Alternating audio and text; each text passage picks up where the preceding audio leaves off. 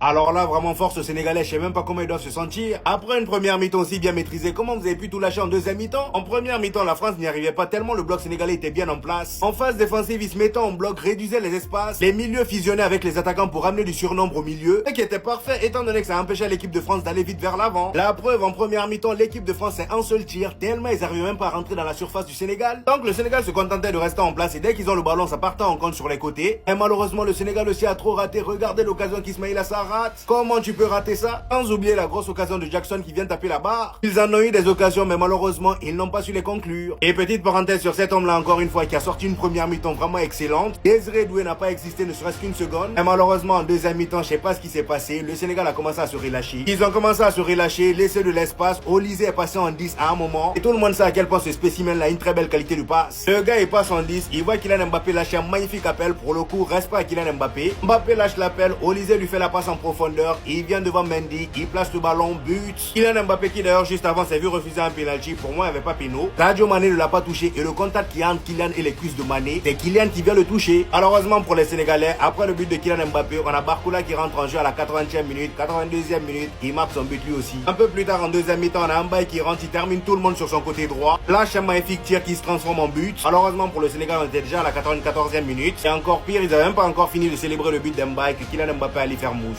Voilà. Il a lâché un de ses buts. Pour le moment, c'est tout simplement le plus beau but de la Coupe du Monde. Lui qui devient bien évidemment avec ce doublé le meilleur buteur de l'histoire de l'équipe de France en Coupe du Monde.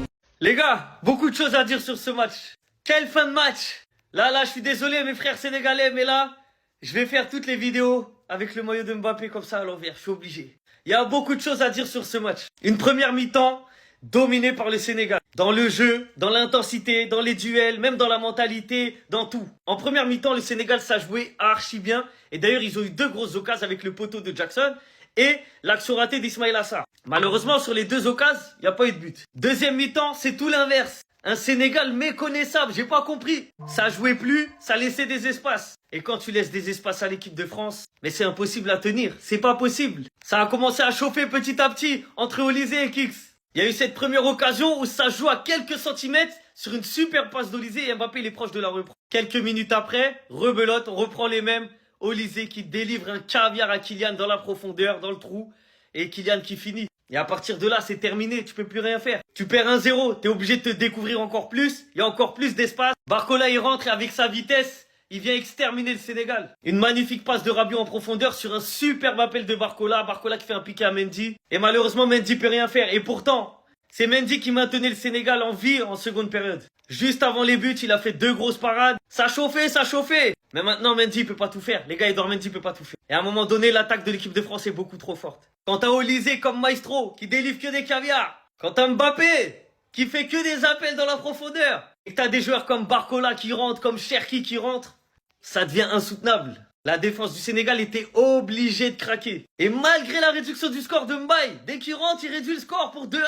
Juste après, t'as le Kix qui te met une frappe de 25 mètres, 30 mètres. En mode, calmez-vous. Franchement, la première mi-temps, elle était très bof, hein. Mais la deuxième, encore une fois, magnifique, magnifique. Le Sénégal n'a pas à rougir, mais ce soir, l'équipe de France, c'était meilleur, tout simplement. Boulati, c'est sa compétition. Qui va dire quoi maintenant? Qu'est-ce qu'il doit faire de plus après que le Sénégal réduit le score? Prends le ballon, envoie ce pétard-là. Viens faire le break et terminer le match. Sachant que c'est aussi lui qui montre le chemin à son équipe lors du premier but. Vous voulez qu'on parle? Regardez la liste des blancs actifs. Regardez qui marque les buts de l'équipe de France. Regardez qui est devenu le meilleur buteur français de l'histoire de la Coupe du Monde. Regardez Toko qui est devenu le meilleur buteur de l'histoire des Bleus. Il a été exceptionnel. S'il prenait pas cette initiative, ce leadership à un certain moment donné dans le match, alors que les Bleus n'y arrivaient pas, les Bleus ne s'en sortaient pas, alors que le Sénégal a eu des folles occasions. L'entrée de Barcola, exceptionnelle. Mais ça, c'est hors du commun et vous allez plus nous la faire. C'est sa Coupe du Monde, c'est son équipe, c'est son ballon d'or. Son match aujourd'hui, j'ai juste pas les mots en fait. L'espace qu'il a bouffé, certes il a raté beaucoup d'occasions, mais l'espace qu'il a bouffé sur les passes de ses coéquipiers, notamment de Olysée, c'est tout simplement beaucoup trop fort les gars. Là au bout d'un moment, faut juste respecter. Le Sénégal, vous avez été incroyable. Et je sais que vous allez vous reprendre rapidement. Mais avec des joueurs comme ça, 3-1, la France gagne.